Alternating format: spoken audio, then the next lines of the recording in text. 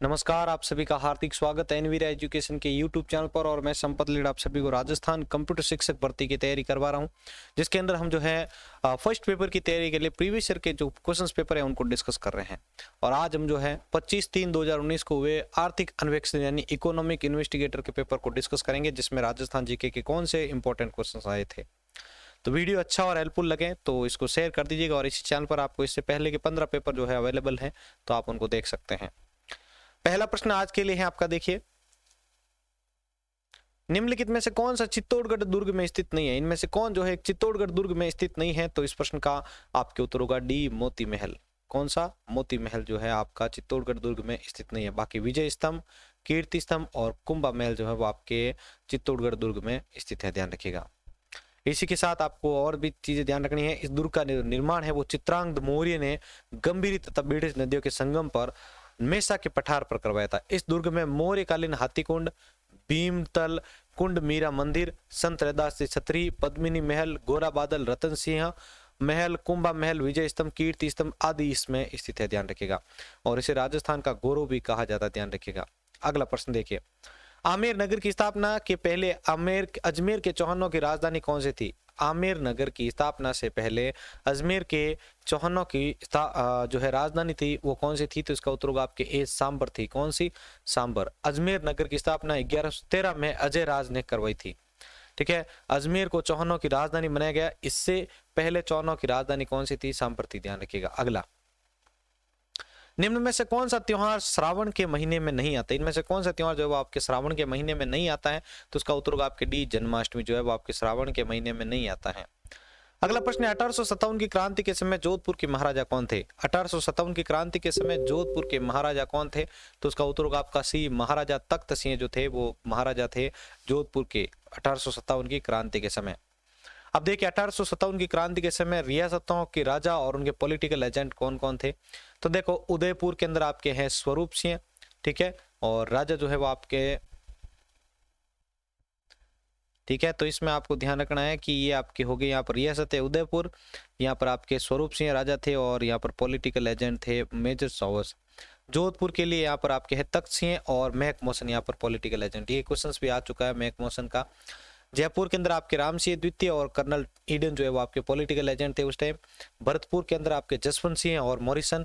कोटा के अंदर आपके महाराव राम सिंह द्वितीय और पॉलिटिकल एजेंट कौन थे? मेजर बर्टन थे। अगला प्रश्न, राजस्थान के किस ऐतिहासिक स्मारक को यूनेस्को की वर्ल्ड हेरिटेज सूची में शामिल किया गया है। राजस्थान के किस ऐतिहासिक स्मारक को यूनेस्को की वर्ल्ड हेरिटेज सूची में शामिल किया गया है। तो प्रश्न संख्या 5 के अंदर राइट आंसर होगा आपका बी, जंतर मंतर वेद्यशाला, ध्यान रखिएगा। अगला, लांगूरिया राजस्थान के किस मेले से संबंधित है। लांगूरिया राजस्थान के किस मेले से संबंधित है। तो इसका उत्तर होगा आपका बी, डी, केला देवी मेले के संबंधित है लांगूरिया। ठीक है, केला देवी का मंदिर करौली जिले में त्रिकूट पर्वत पर स्थित है। यहाँ यादव वंश के कुल देवी है। यहाँ पर मेले के समय लांगूरिया गीत गाए जाते हैं। मंदिर के सामने बोहरा जी की छतरी भी स्थित है। अगला, राजस्थान का कौन सा जिला फड़ चित्रांकन के लिए प्रसिद्ध है। राजस्थान का कौन सा किला जो है वो आपके जिला जो है फड़ चित्रांकन के लिए प्रसिद्ध माना जाता है। तो उसका उत्तर होगा आपका ए, भीलवाड़ा। ये किसके द्वारा किया जाता है? ध्यान रखना, जोशी परिवार के द्वारा। इसमें कपड़े पर देवी देवताओं का चित्रण जो होता है वो फड़ कहलाता है। श्रीलाल जोशी, पार्वती जोशी जो है प्रसिद्ध फड़ कलाकार है। कौन कौन? श्रीलाल जोशी और पार्वती जोशी। अगला है, देलवाड़ा मंदिरों के समूह में कितने मंदिर है। ठीक है, तो देलवाड़ा मंदिरों के समूह में कितने मंदिर है। तो इसका उत्तर होगा आपके बी, 5 मंदिर हैं। अगला है, जयपुर नगर की स्थापना के समय वहां का प्रमुख वास्तुकार एवं नगर नियोजक कौन था। जयपुर नगर की स्थापना के समय वहां का प्रमुख वास्तुकार और नगर नियोजक कौन था। तो उसका उत्तर होगा आपका बी, विद्याधर भट्टाचार्य था। अगला, गणेश्वर राजस्थान के किस जिले में स्थित है। गणेश्वर सभ्यता राजस्थान के किस जिले में है। तो इसका राइट आंसर होगा आपका सी, सीकर में है। कहां पर है? आपके सीकर में गणेश्वर। वो आपके कांतली नदी के किनारे नीम का थाना सीकर में विकसित हुई थी। इसकी खोज जो है 1977 में रमेश चंद्र अग्रवाल ने की थी, ध्यान रखना, आर सी अग्रवाल। इसे ताम्रयुगीन सभ्यताओं की जननी भी कहा जाता है। किसे? गणेश्वर सभ्यता को। यहाँ से हड़प्पा एवं मोहनजोदड़ो को तांबा की मूर्ति की आपूर्ति की जाती थी। वहां के निवासियों ने पत्थर के आवास भी बनाए थे। अगला, निम्नलिखित में से किसे राजस्थान के कबीर के नाम से जाना जाता है। तो राजस्थान के कबीर के नाम से किसे जाना जाता है। ए, दादू दयाल को जाना जाता है राजस्थान का कबीर, ध्यान रखिएगा। संत दादू का जन्म अहमदाबाद गुजरात में हुआ था। इनकी मुख्य पीठ नरैना जयपुर के अंदर है। इन्हें राजस्थान के कबीर के नाम से जाना जाता है, ध्यान रखिएगा। देखिए इन्हें राजस्थान के कबीर के नाम से जाना जाता है और शिष्य बनाने को चेला मोड़ना, सत्संग को अलग दरीबा तथा मंदिर को दादू कहते हैं, ध्यान रखिएगा। ठीक है, ये हाल ही में अभी कांस्टेबल एग्जाम में भी आ चुका प्रश्न है। अकबर है, अगला प्रश्न है आपके, अकबर ने प्रताप को समझाने के लिए सर्वप्रथम किसे भेजा था? तो अकबर ने प्रताप को समझाने के लिए सर्वप्रथम किसे भेजा था? तो इसका राइट आंसर होगा आपके सी, जलाल खान को भेजा था। अगला प्रश्न है, और देखिए भाई एक बार ये चारों दूत के क्रम देख लीजिए आप, लगभग हर दूसरे साल में इसके एग्जाम के अंदर क्वेश्चंस को पूछ ले जाते हैं। तो यहाँ पर देखिए आपके जलाल खां, मानसिंह, भगवंत दास और टोडरमल, ये चार जो है दूत भेजे गए थे। ठीक है, अकबर ने प्रताप को अद्वितीयता स्वीकार करने के लिए चार दूत भेजे थे, जलाल खां, मानसिंह, भगवंत दास और टोडरमल, JMBT। अगला प्रश्न, राजस्थान के कौन से ताम्रपत्र से रानी कर्मावती द्वारा जौहर के प्रमाण मिलते हैं? राजस्थान के कौन से ताम्रपत्र से जो है रानी कर्मावती द्वारा जौहर के प्रमाण मिलते हैं? तो इसका उत्तर होगा आपका सी, पूर्व ताम्रपत्र से। अगला है, राज विनोद का रचयिता कौन था? तो राज विनोद का रचयिता आपके सदाशिव भट्ट था। कौन था? सदाशिव भट्ट था राज विनोद का रचयिता। अगला है, गोविंद गिरी के नेतृत्व में हुए भील आंदोलन को किस नाम से जाना जाता है? गोविंद गिरी के नेतृत्व में हुए भील आंदोलन को किस नाम से जाना जाता है? तो गोविंद गिरी के नेतृत्व में हुए भील आंदोलन को जो है हम भगत आंदोलन के नाम से जानते हैं। ठीक है, भीलों में व्याप्त कुरीतियों को समाप्त करने के उद्देश्य से भगत आंदोलन चलाया गया था, ध्यान रखिएगा। गोविंद गिरी का जन्म कहां पर हुआ था? बास या गांव डूंगरपुर में। इसके गुरु का नाम राजगिरी था। इन्होंने 1883 में संप सभा की स्थापना भी की थी, गोविंद गिरी ने, ध्यान रखिएगा। आंदोलन के प्रतीक त्रिशूल एवं गुणी थे। संप सभा का पहला सम्मेलन 1903 में मानगढ़ पहाड़ी में हुआ था। 1913 में मानगढ़ पहाड़ी पर चल रहे संप सभा के सम्मेलन पर पुलिस द्वारा गोलियां चलाई गई, जिसमें सैकड़ों भील शहीद हो गए थे। इस कांड को मानगढ़ हत्याकांड के नाम से जाना जाता है। अगला प्रश्न है आपके, 1938 में जयपुर राज्य प्रजामंडल का प्रथम वार्षिक अधिवेशन किसकी अध्यक्षता में हुआ था?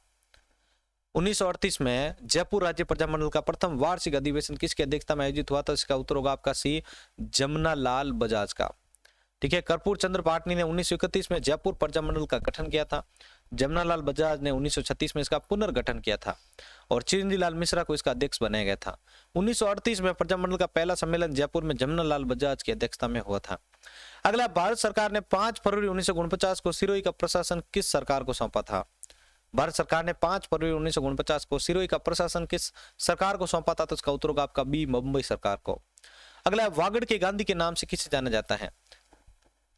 तो वागड़ के गांधी के नाम से जो है भोगीलाल पांडे को जाना जाता है, ध्यान रखिएगा। ठीक है, वागड़ के गांधी के नाम से। चिड़ावा का गांधी किसे कहा जाता है? तो मास्टर प्यारेलाल को कहा जाता है। और अगर आपको राजस्थान के पूछ ले जाए कि राजस्थान के गांधी किसे कहते हैं, तो राजस्थान के गांधी किसे कहा जाता है? गोकुल भाई भट्ट, ध्यान रखिएगा। ये सारे क्रम आपको याद रखने हैं। इसको टेलीग्राम में भी मैंने शेयर किया था, इस 5 सीरीज को। अगला प्रश्न है आपके, स्वतंत्रता सेनानी एवं राजनीतिज्ञ नगेंद्र बाला किस शहर से संबंधित है? स्वतंत्रता सेनानी एवं राजनीतिज्ञ नगेंद्र बाला किस शहर से संबंधित है? तो इसका उत्तर होगा आपका बी, कोटा से संबंधित है।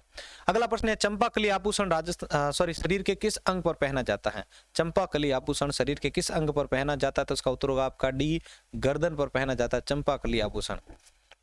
अगला प्रश्न है, बस्सी वन्य जीव अभयारण्य राजस्थान के निम्नलिखित में से किस जिले में स्थित है? बस्सी वन्य जीव अभयारण्य राजस्थान के निम्नलिखित में से किस जिले में है? तो राजस्थान के चित्तौड़गढ़ जिले में है बस्सी वन्य जीव अभयारण्य।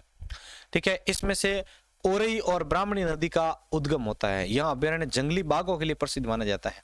तो ये दोनों नदियों के नाम है, आपको ध्यान रखना है। ओरई और ब्राह्मणी नदी का उद्गम जो है वो आपके बस्सी वन्य जीव अभयारण्य में होता है और ये कहां पर है? चित्तौड़गढ़ में। अगला प्रश्न, रामगढ़ विषधारी वन्य जीव अभयारण्य कौन से जिले में स्थित है? रामगढ़ विषधारी वन्य जीव अभयारण्य जो है वो आपके कौन से जिले में है? तो इसका उत्तर होगा आपका सी, बूंदी में है। रामगढ़ विषधारी वन्य जीव अभयारण्य बूंदी जिले में है। यह सांपों के लिए प्रसिद्ध माना जाता है। आपको विषधारी से पॉइंट ही याद रह जाएगा, ये सांपों के लिए प्रसिद्ध है। इसे रणथंभौर के बांधों का जच्चा घर कहते हैं। रणथंभौर के बांधों का जच्चा घर किसे कहते हैं? तो ध्यान रखिएगा, रामगढ़ विषधारी वन्य जीव अभयारण्य को। अगला, भारतीय वन नीति के अनुसार अरावली पहाड़ियों में कितनी प्रतिशत भूमि वन आच्छादित होनी चाहिए? भारतीय वन नीति के अनुसार अरावली पहाड़ियों में कितनी प्रतिशत भूमि जो है वर्णाच्छादित होने चाहिए? तो उसका उत्तर होगा आपका सी, 65%। अगला, निम्नलिखित में से कौन सा केर व थोर का पसंदीदा प्राकृतिक निवास क्षेत्र है? निम्नलिखित में से कौन सा केर व थोर का पसंदीदा प्राकृतिक निवास क्षेत्र है? तो उसका उत्तर होगा आपका बी, रेतीले मैदान। कौन सा? रेतीले मैदान। अगला, निम्नलिखित में से किस प्रकार की मृदाएं लिथोसोल्स भी कहलाती है। निम्नलिखित में से कौन सी प्रकार की जो मृदाएं हैं वो लिथोसोल्स भी कहलाती है? तो इसका उत्तर होगा आपका सी, पर्वतीय मृदाएं। ठीक है, तो देखो कल भी हमने इन चीजों के बारे में देखा था। लिथोसोल्स पर जो है वो पर्वतीय मृदा होती है। एरिडोसोल्स जो है वो आपके शुष्क मृदा होती है। अल्फीसोल्स होते हैं वो जलोढ़ मृदा। एंटीसोल्स होते हैं वो बलुई मृदा है। और वर्टिसोल्स होते हैं वो काली मृदा होती है। और इंसेप्टिसोल्स होते हैं वो लाल चिकनी मृदा होती है। अगला, निम्नलिखित में से कौन सा BSHW प्रकार की जलवायु दर्शाता है? तो BSHW प्रकार की जलवायु कौन दर्शाता है? तो इसका उत्तर होगा आपका ए, जालोर दर्शाता है। कोपेन ने राजस्थान की जलवायु का वर्गीकरण वनस्पति के आधार पर 4 भागों में किया है। BSHW मतलब अर्ध शुष्क मरुस्थलीय जलवायु में प्रदर्शित करता है।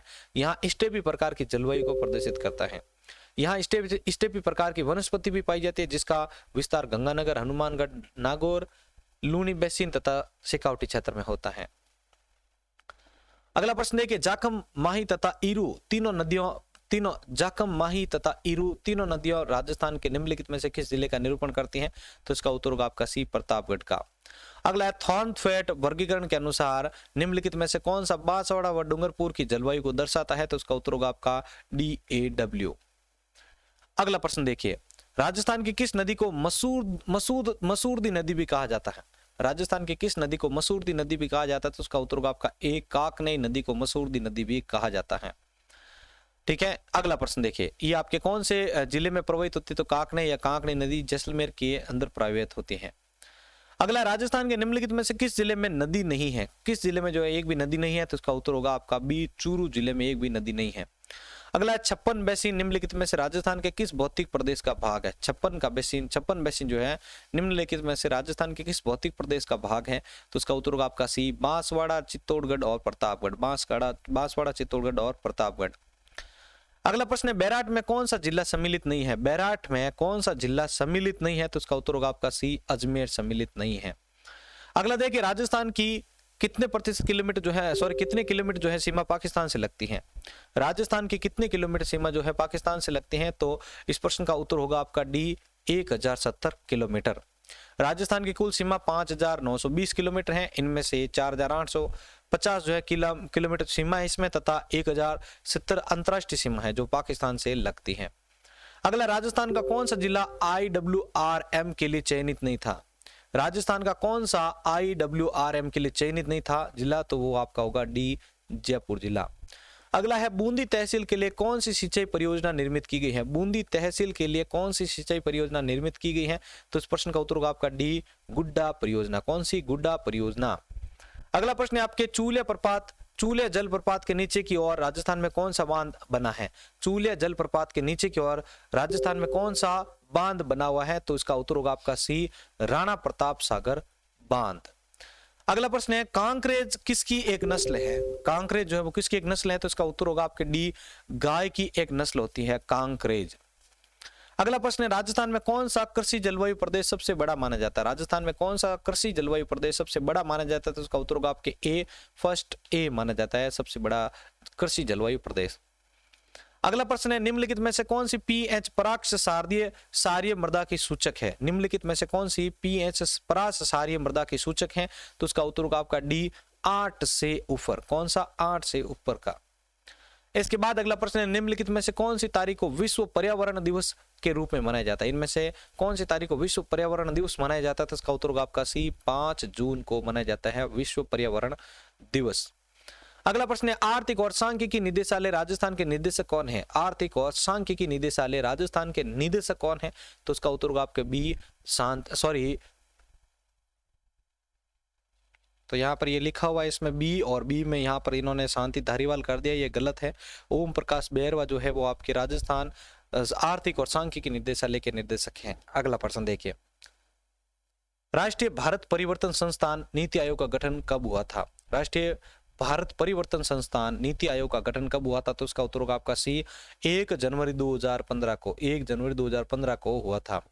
अगला है, वर्तमान में भारत के रजिस्ट्रार जनरल हैं। तो भारत में वर्तमान में जो है रजिस्ट्रार जनरल कौन है? तो इसका उत्तर होगा आपका बी, विवेक जोशी।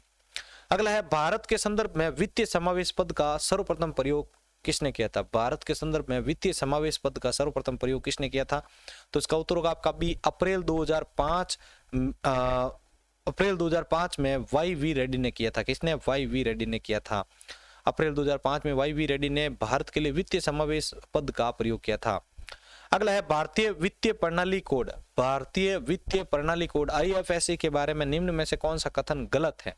तो इसका उत्तर होगा आपका ए। इसमें 12 अक्षरांकीय संकेतक होते हैं, ये आपके गलत है इसके बारे में।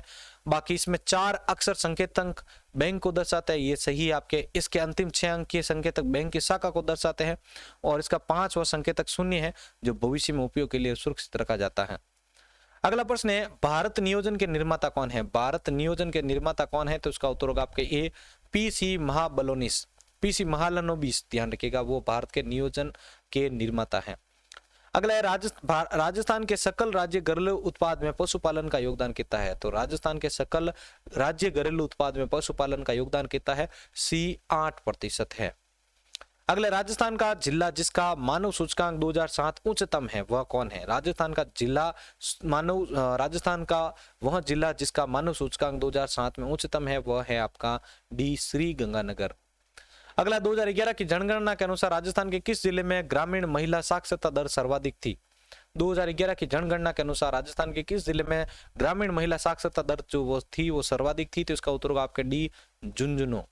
अगला है तेंदुलकर के अनुमानों के अनुसार 2011-12 में राजस्थान में गरीबी से नीचे जनसंख्या का प्रतिशत कितना था? तेंदुलकर के अनुमानों के अनुसार 2011-12 में राजस्थान के गरीबी से नीचे जनसंख्या का प्रतिशत कितना था? तो इसका उत्तर होगा आपका बी, 8.3%।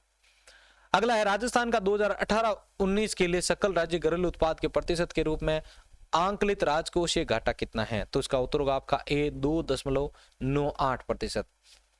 अगला है राजस्थान राज्य औद्योगिक विकास एवं विनियोजन निगम। राजस्थान राज्य औद्योगिक विकास एवं विनियोजन निगम यानी रिको की स्थापना कब हुई थी? तो रिको की स्थापना जो है आपके कब हुई थी? इसका राइट आंसर होगा आपके सी, 1980। 28 मार्च 1900। इसके अंदर चेक करते हैं, 1 मिनट। ठीक है, तो यहाँ पर इसमें आपके दे रखा है नीचे व्याख्या को एक बार ध्यान से देख लेते हैं हम। यहाँ पर 1980 यहाँ पर है और ऑप्शन में 1969 है नहीं। देखिए यहाँ पर हुआ क्या है, इसमें राजस्थान राज्य औद्योगिक विकास एवं विनियोजन नगर निगम की स्थापना जो है वो आपके 28 मार्च 1969 को हुई थी। बट ध्यान रखिएगा इसका स्वतंत्र जो कार्य है वो आपके 1980 में प्रारंभ हुआ था। ठीक है, रिको राज्य के औद्योगिक विकास को गति देने वाली एक शीर्ष संस्था है। रिको का मुख्य उद्देश्य विनियोजन संवर्धन के लिए औद्योगिक आधारभूत सुविधाओं का विकास एवं वित्तीय सहायता प्रदान करना होता है। अगला प्रश्न देखिए आप, राजस्थान विनियोग प्रोत्साहन स्कीम शुरू करने का वर्ष क्या है? राजस्थान विनियोग प्रोत्साहन स्कीम शुरू करने का वर्ष क्या है? तो इसका उत्तर होगा आपका सी, 2014। अगला राजस्थान में राज्य शुद्ध घरेलू उत्पाद का वर्तमान में आधार वर्ष क्या है? राजस्थान में राज्य शुद्ध घरेलू उत्पाद का वर्तमान में आधार वर्ष क्या है? तो उसका उत्तर होगा आपके ए, 2011-12। अगला प्रश्न, निम्न में से राजस्थान के किस पावर स्टेशन की अधिस्थापित क्षमता सर्वाधिक है?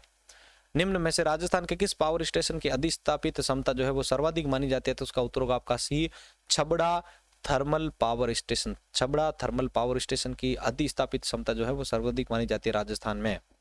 तो ये थे हमारे आज के पेपर नंबर 15 के इंपॉर्टेंट क्वेश्चंस जिनके आंसर और जिनकी व्याख्या हमने इस वीडियो के अंदर देखी है। वीडियो आपको हेल्पफुल लगा है तो इसको जल्दी से इसको लाइक कर दीजिए और चैनल के साथ अगर आप पहली बार जुड़े हैं तो इसको सब्सक्राइब भी कर दीजिएगा।